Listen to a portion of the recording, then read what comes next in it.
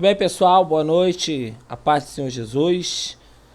Vamos lá para a nossa segunda gravação da nossa segunda aula. Estamos vivendo essa situação excepcionalmente, né, no polo atual que estamos dando aula, devido à questão de restrição causada aí pelo governo. Então nós vamos dar sequência à nossa aula, entendendo um pouco sobre a ética pastoral na aula 2. Vamos falar sobre os objetivos, sobre a importância do estudo da ética e sobre alguns princípios éticos, tá? Antes de mais nada, pessoal, é importante nós esclarecermos que no estudo da ética pastoral não é nosso objetivo estudar a ética, tá? Ao estudar a ética, tá errado aqui, nos tornarmos críticos dos pastores, das suas atitudes. Também não é nosso objetivo desqualificar nenhum líder cristão. Nós não estamos aqui estudando ética para isso, ou formar alunos que colidem com a sua liderança, que se tornam carros desgovernados, né, se achando donos da razão e vão lá colidir com a sua liderança. Não é esse o nosso objetivo, e nem desarmonizar as relações ministeriais, tá, pessoal? Então vamos tomar muito cuidado com esse conhecimento. Tudo isso é muito importante para a nossa vida, mas vamos ter bom senso aí no tratamento com a nossa liderança no dia a dia. Nem todos passaram por uma sala de teologia, nem todos tiveram essa oportunidade, então a gente precisa levar isso em consideração, tá? Bom, através da ética, pessoal, o pastor é norteado às práticas dos bons costumes, como nós falamos na aula passada, tá? Do comportamento moral, ele começa a se comportar de uma maneira mais adequada moralmente, do tratamento correto com a sua vida pessoal, com a sua família e pessoas no geral, tá? Quero dizer, o pastor, orientado pela Bíblia, tem grande responsabilidade de guiar o rebanho de Cristo. Então, não é algo muito fácil, mas a orientação para o pastor ainda é a Bíblia, ok? No dia a dia do pastor, ele terá grandes desafios de ser o pastor, é claro, líder, administrador de departamentos, estando em contato com seus liderados, além de administrar seus problemas pessoais, familiares e emocionais. Então a gente vai ver aqui abaixo um organograma que vai dar uma ideia para a gente um pouco da estrutura cujo pastor ele faz parte, e como é complexa essa estrutura e como é difícil lidar com todas essas questões, harmonizando vida pessoal, harmonizando vida emocional, familiar, problemas pessoais e etc, tá? Ó, para você ter uma ideia, o pastor ele é a figura central da igreja. Ele é o líder que acaba por estar envolvido com o departamento das irmãs, com o departamento dos casais, com o departamento de ensino e discipulado. Eu poderia acrescentar aqui jovens e adolescentes, mas eu não quis, para a gente encurtar, tá?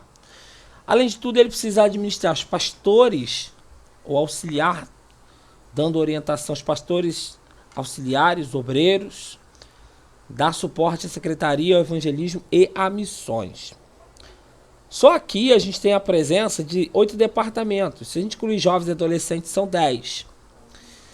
São muitas lideranças que o pastor precisa ter contato, e nesse contato com essas muitas lideranças, ele precisa administrar essa estrutura de uma maneira harmoniosa, para que ela não necrose, para que ela não perca a sua força de trabalho, para que ela não deixe de desenvolver o seu papel, tá? Sobre essa ótica, pessoal, nós vamos trabalhar aqui alguns princípios na liderança, no exercício da liderança cristã. E aí, pessoal, precisaremos ter uma consciência ética, digamos assim, bem profunda, tá? A consciência ética interior, que nós chamamos, né? E precisaremos ter também gestão dos nossos pensamentos, nesse caso, sentimentos e emoções, que são coisas indispensáveis no tratamento dessa estrutura. Além de ter uma consciência ética, além de ter a autoética, precisa ter uma grande administração dos pensamentos, dos sentimentos e das emoções, tá? E aí é sabido de todos nós que nós contamos com o Espírito Santo na tratativa de nossas dificuldades, ok?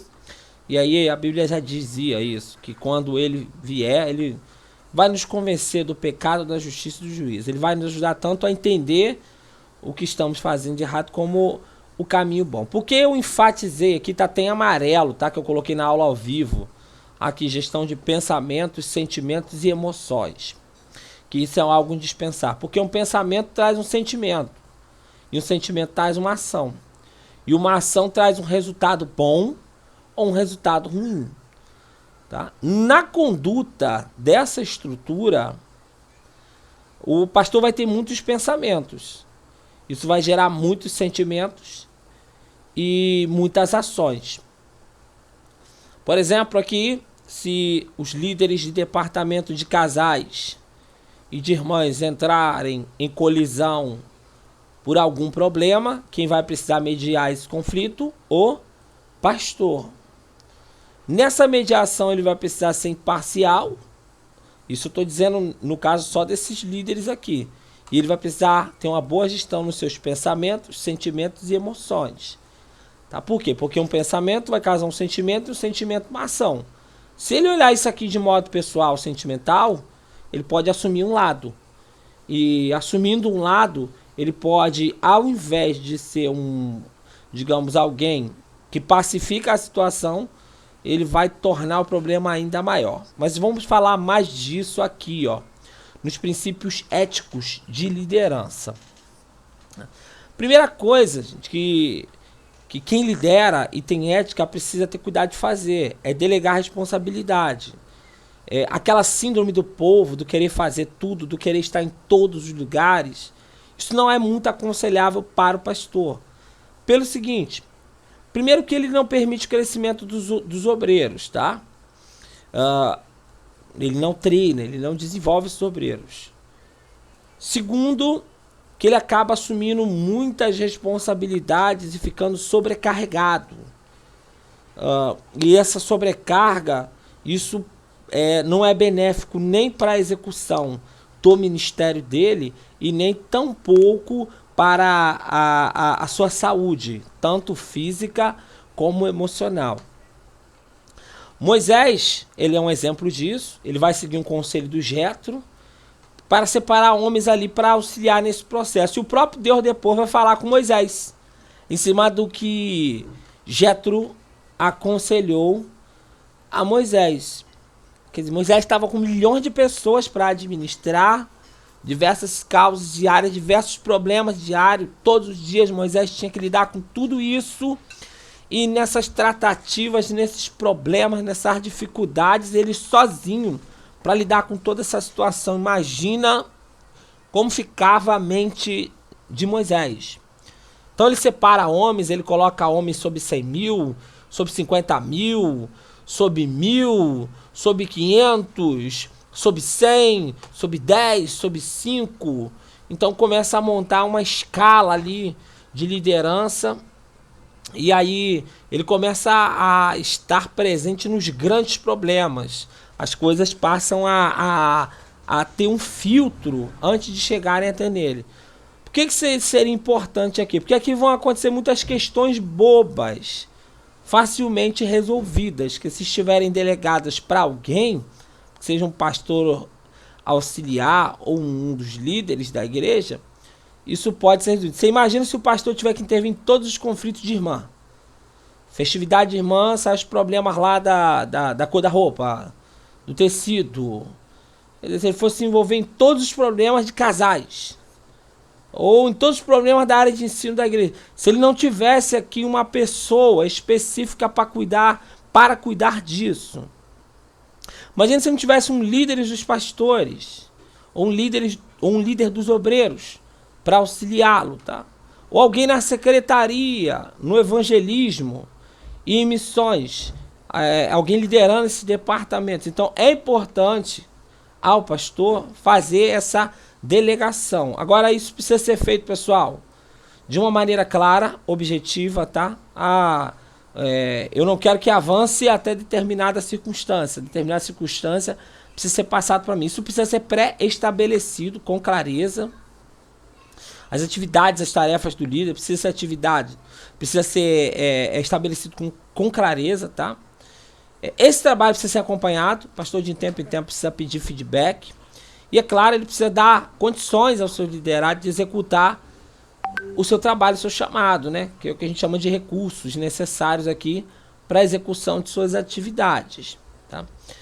Um outro ponto que é uma maneira ética, né, de conduzir, uma atitude ética, é multiplicar a glória de sucesso. Como é que é isso? Um líder ético, pessoal, ele não busca glória própria. Na verdade, ele vai reconhecer os feitos e os esforços de dedicação de seus liderados. Em que sentido? Se algo está dando certo, é porque alguém o está ajudando. Ele não está ali sozinho. E aí, se ele não está ali sozinho, ele precisa reconhecer isso. Paulo vai escrever, ele vai dizer para a gente dar a cada um o que a gente deve, né? E aí ele vai encerrar aqui dizendo: a quem honra, dê honra. Quer dizer, que a gente não podemos dever nada a ninguém a não ser o amor. Então, versículo 7, Romanos capítulo 13, vai dizer isso. Então, é muito importante esse conceito de multiplicação do sucesso. E por que não tecer agradecimentos sempre que possível, para que os seus liderados se sintam sempre motivados a avançar. Então, esse é o nosso segundo princípio ético, tá? O nosso terceiro, pessoal, é dividir as atenções por igual. A gente não deve fazer acepção de pessoas, principalmente o pastor, né? Ele não pode. E o líder cristão, pessoal, quando ele não pode construir relacionamentos preferenciais.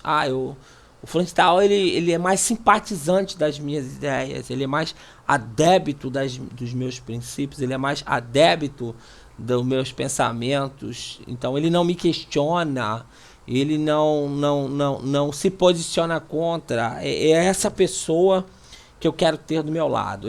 Inclusive na aula remota, emergencial, eu citei pro pessoal que se nós estivéssemos presentes, nós faríamos a disciplina sobre o questionador, sobre o sonhador, né? Sobre o idealizador, o sonhador, o questionador e o mediador. E aí a gente iria ver a importância, nós veríamos, né, a importância que tem o questionador, porque o questionador nos ajuda a enxergar muitas coisas que naquele momento nós não estamos vendo, muitos pontos de melhoria. Tá? Então um líder cristão ele não deve, tá, ter relacionamentos preferenciais, ele não tem isso.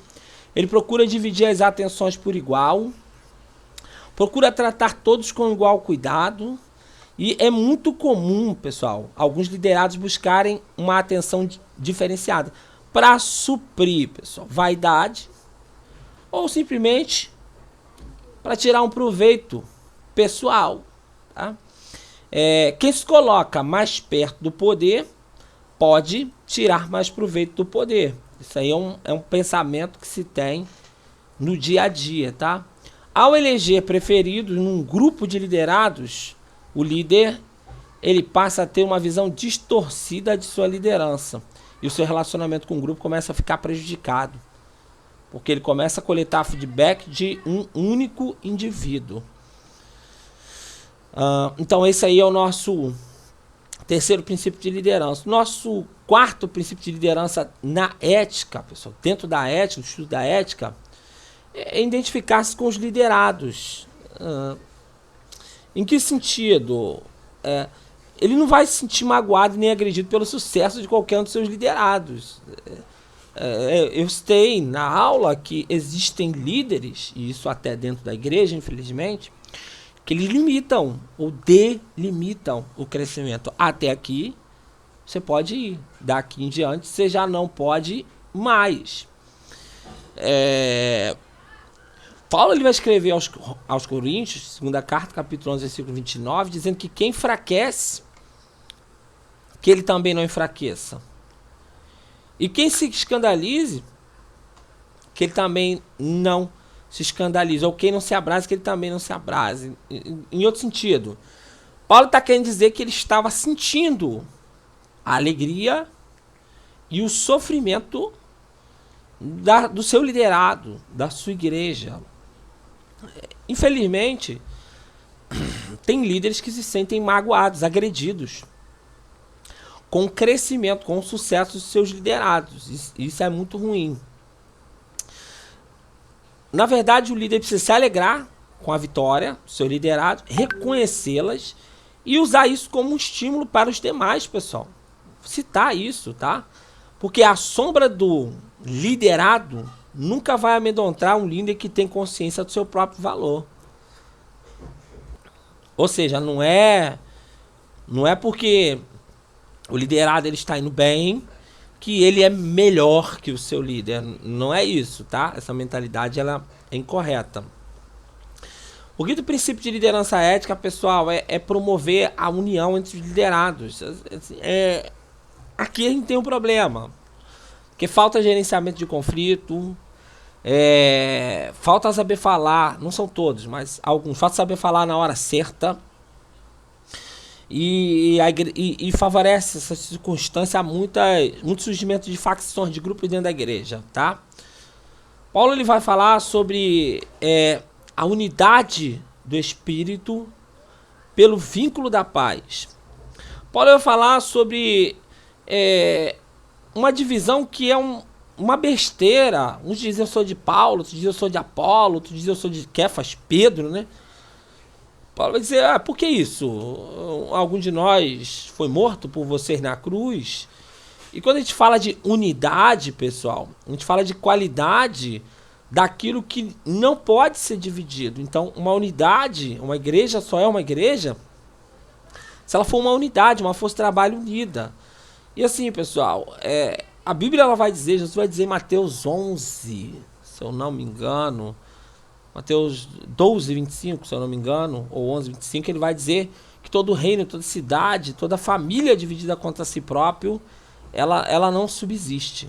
Então, a divisão, ela não é bom. Ela não é boa. Então, não devemos fomentar a formação de grupos ou facções dentro da igreja. Essa coisa de dividir para conquistar não faz parte da estratégia de liderança do líder cristão, porque o sentimento que o domina é o amor. Este nunca divide, mas soma. Coisa mais antiética que existe, pessoal, é um pastor, ele ouvir algo de alguém e dar um parecer antes mesmo de ouvir tapar. Vamos lá para cima, vamos trazer um exemplo melhor aqui. Então vamos lá, teve um problema aqui, ó. 2 pastores auxiliares entraram em conflito, uma situação hipotética, tá? Por uma questão qualquer. O pastor 1, ele procura o líder, que é o pastor local. E aí o pastor 1, ele dá a sua versão. O pastor local, que é líder do pastor 1 e do pastor 2, em vez dele chamar o pastor 2 e dizer, vamos nos reunir nós 3 aqui, e ouvir a versão do pastor 1 e a versão do pastor 2, ele já dá um parecer para o pastor 1 aqui, antes de ouvir o pastor 2. E aí o pastor 1 já sai dali dizendo que até o pastor da igreja, o líder, sabe que o pastor 2 está errado, mas o pastor 2 nem se pronunciou ainda, entende? Então, nós não podemos fomentar, pessoal, a formação de grupo, de facção. Nós não podemos permitir que a divisão ela entre. Isso não pode ser uma estratégia, porque o que nos domina é o amor, tá? É bom manter sempre, tá? O nosso sexto princípio aí é manter sempre uma compostura de humildade. Filipenses capítulo 2, versículo 3, vai falar sobre isso aí, que nada a gente deve fazer por contenda, nem por vanglória, mas por humildade, cada um vai considerar o outro superior a si mesmo. Jamais, pessoal, nós devemos demonstrar uma atitude soberba, de nariz empinado, ou de arrogância por causa da posição que nós ocupamos, ou que ocupa, né? É preciso ter sempre em mente que na função de liderança, ele é apenas um servo que recebeu o chamado ou a missão de liderar, tá? Aqui, pessoal, abre aspas, tá? Servo no período que estiver na igreja, ok? Não é aquela coisa também de que a pessoa tem que ficar dentro de sua casa, a pessoa não deve violar a sua privacidade, não deve, não deve respeitar, né? Violando a sua privacidade, que você não deva ter um momento com a sua família, o tempo todo tá ali. Não, não. A gente vai falar na próxima aula sobre emoções. Então é importante o pastor entender que ele é servo, mas ele também precisa se cuidar, tá? Ele também divide a culpa do fracasso. Em que sentido? Se houve um problema com o liderado, a culpa foi nossa. A culpa não pode ser direcionada para um indivíduo. A culpa é de todo um grupo, de toda uma equipe, de toda uma força de trabalho que trabalha junto ali. O líder cristão não acusa seus liderados pelos insucessos de qualquer fase de sua missão. Nós estamos falando aqui no que tange aos assuntos relacionados à igreja. Não estou falando aqui da vida pessoal do indivíduo. O indivíduo comete uma atitude na sua vida pessoal, você não tem nada com isso. Foi uma atitude que ele tomou. Mas no cumprimento da sua missão, ele pode fracassar porque ele não recebeu recurso, porque ele não se sentiu ouvido, porque ele não teve a devida atenção, uma série de outras coisas. Então, nesse momento, o líder, ele se autoavalia. E ele não acusa, mas ele divide o fracasso. Ele começa a ver onde é que está a sua parcela de erro. Tá? Ele assume sempre parte da culpa dos erros cometidos. E ele até reflete, né? Por que não? Se eu fosse melhor líder, isso não poderia, não teria acontecido, né? O oitavo princípio ético de liderança, pessoal, é esse aqui: aprimorar-se cada vez mais. Olha, aqui nós temos um problema, porque a maioria da liderança diz que nós temos que nos qualificar, mas nós não vemos isso acontecer com a liderança. Tá? Isso não é uma crítica, tá? Isso aí é algo que eu tenho visto ao longo dos anos. Então é um discurso meio incoerente, para não dizer hipócrita. O líder cristão ético, ele precisa estar se aprimorando, se aperfeiçoando sempre. Ele precisa estar se reciclando, ele precisa estar aprendendo. Eu estava num grupo agora de teólogos, nós estávamos numa discussão, eu estava dizendo que nós não sabemos. Nós não sabemos, nós estamos aprendendo. E vamos aprender muito ainda. Então, não existe um momento que nós estamos prontos ou que nós sabemos. E o líder cristão, o pastor, no procedimento ético, ele precisa ter isso em mente, tá? Por quê? Tem muita gente que se preocupa apenas em aprimorar os seus liderados para o bom desempenho da missão de cada um. Mas assim mesmo, ele não procura aperfeiçoar-se nas qualidades, tanto de líder como nas qualidades necessárias para ele desenvolver o seu chamado de maneira eficiente, tá? Então é importante, antes de mais nada, antes de dizer para o líder que você tem que estudar, pastor estudar. Antes de mais nada, antes do pastor dizer, não, você precisa fazer uma faculdade para Deus te abençoar. O pastor já ter ou procurar fazer, tá? É importante. Ou está fazendo um curso, está em movimento, gente. Transformar críticas em desafios, esse é o nosso 9º princípio ético de liderança. Porém, aqui, como eu disse na aula, precisamos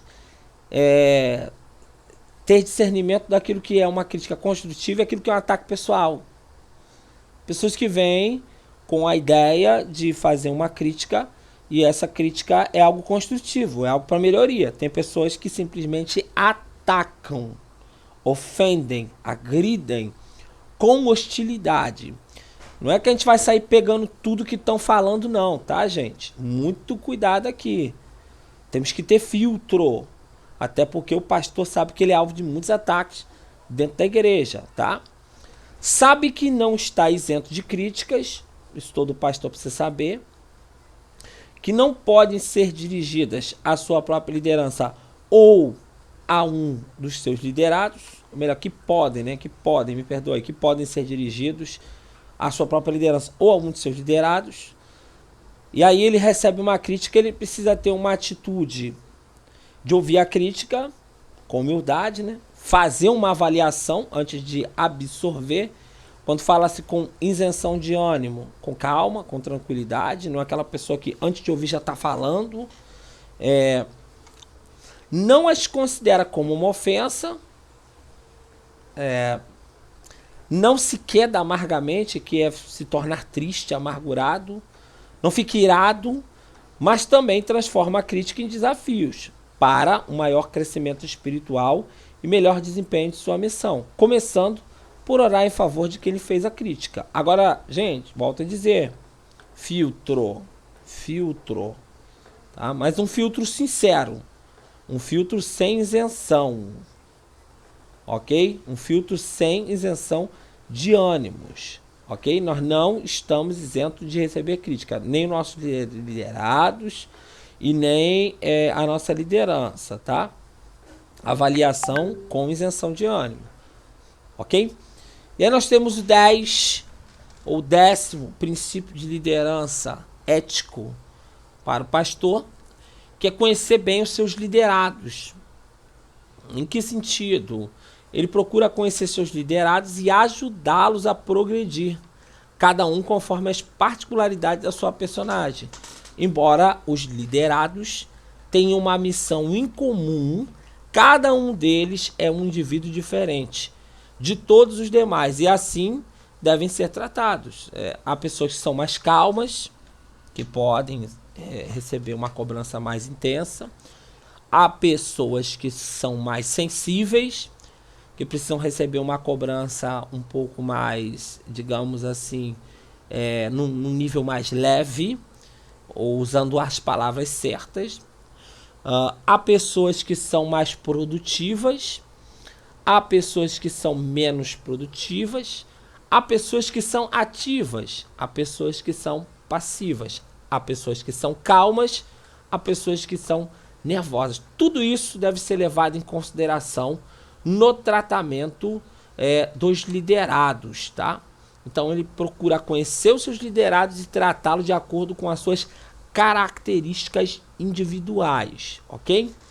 Outra questão aqui é o conceito 11 de liderança ética, que é respeitar os seus liderados. Em que sentido? Primeiro, ele é um exemplo em tudo. Tá? Ele dá exemplo aos seus líderes, seus liderados, e ele procura em jamais faltar um compromisso com seus liderados, né, pessoal? Porque tem líder que acha, porque ele é líder, ele não precisa cumprir horários, ele não precisa cumprir com aquilo que está marcado, ele pode desmarcar a qualquer momento, né? É claro, existe motivo de força maior, tá? Existem problemas que ocorrem, tá?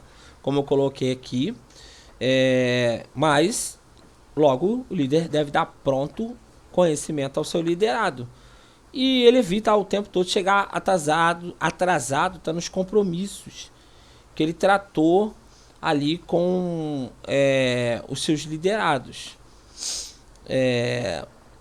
Enfim, pessoal, é muito importante o líder ter essa consciência. Marcou, ele precisa estar presente, tá? E por último, é claro, ele ama os seus liderados. Ama os seus liderados seguindo o exemplo do Mestre Jesus. Jesus, ele comemorando a ceia ali, fazendo meio que uma Páscoa, instituindo a ceia. Foi um momento maravilhoso ali para todos nós, para o Senhor Jesus e para todos os seus discípulos, tá? Então, a autoridade sem amor vai degeneralizar-se em autoritarismo, e os liderados, eles jamais devem, eles nem devem obedecer ao líder por medo, mas por amor acima de tudo, tá? Tá aí as nossas referências da nossa aula 2. Em breve aí nós vamos entrar na nossa aula 3, tá bom, pessoal? Ó, você que tá assistindo esse vídeo aí, não esquece de ir lá no Google Sala de Aula e participar do mural, ok, pessoal? Um grande abraço a todos, a paz do Senhor Jesus e até segunda-feira.